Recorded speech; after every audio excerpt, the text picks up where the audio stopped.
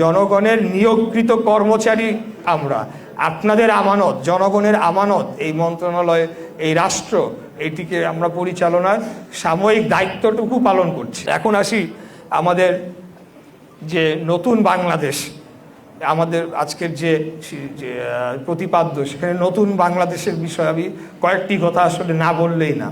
তো আমরা যে নতুন বাংলাদেশ চেয়েছিলাম, এখন নতুন বাংলাদেশের সংজ্ঞাটা কি, এটার সংজ্ঞাটা এক এক জনের কাছে এক এক রকম হতে পারে।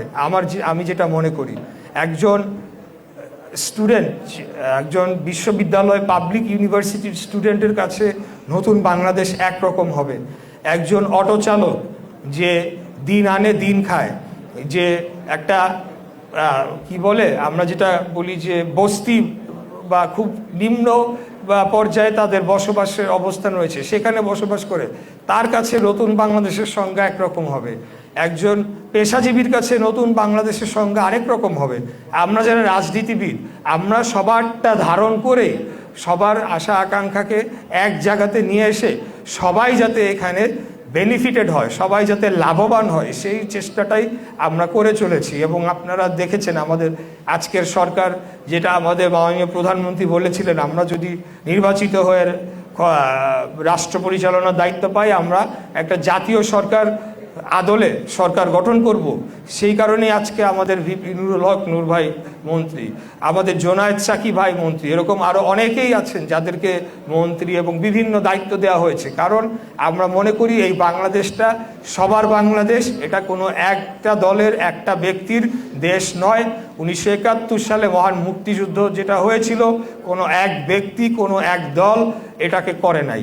বিগত দিনে খুনি স্বৈরাচারী ফ্যাসিবাদী হাসিনা এটাকে তাদের দলীয় সম্পত্তি বানিয়ে ফেলেছিল। তার এক বাবাকে মানে কি বলে, এক প্রকার ব্যক্তি পূজা করে ওই এক ব্যক্তিকে সমস্ত ক্রেডিট দিয়ে দেশকে লুটপাট করেছিল। আমরা কিন্তু বরাবরই সেটার বিরুদ্ধে আমাদের আন্দোলন ছিল। আমরা সবসময় বলেছি এই দেশটা আমাদের সকলের, ধনী গরিব সকল শ্রেণী পেশা নির্বিশেষে, দল মত ধর্ম বর্ণ নির্বিশেষে সবাই মিলে আমরা এই বাংলাদেশটাকে গড়ে তুলব।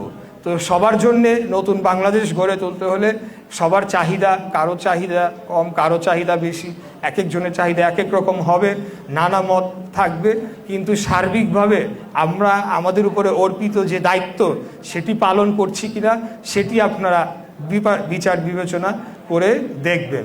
আমরা শপথ নিয়েছি সংসদ সদস্য হিসেবে, জনগণের সরাসরি ভোটে নির্বাচিত হয়ে আমরা সংসদে গিয়েছি। আমরা শপথ নিয়েছি মন্ত্রিসভার সদস্য হিসেবে।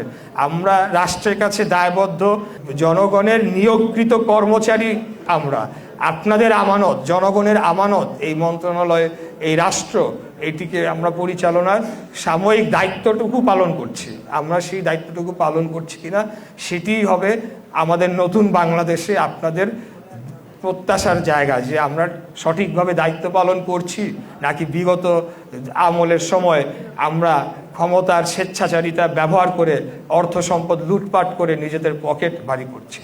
প্রথমবারের মতো প্রবাসীর সিটিতে শুরু হলো কমার্শিয়াল শপ বরাদ্দ। আপনার ব্যবসাকে দিন একটি আধুনিক ও সম্ভাবনাময় ঠিকানা। একই সঙ্গে নিশ্চিত করুন ভবিষ্যতে লাভজনক বিনিয়োগ। সীমিত সংখ্যক কমার্শিয়াল স্পেস এখন বুকিং চলছে। স্ক্রিনে প্রদর্শিত নাম্বারে আজই যোগাযোগ করুন এবং আপনার পছন্দের শপটি বুকিং নিশ্চিত করুন। স্পেস সীমিত, তাই দেরি নয়, আজই বুকিং করুন। প্রবাসীর সিটি, আপনার ব্যবসা ও বিনিয়োগের স্মার্ট সমাধান।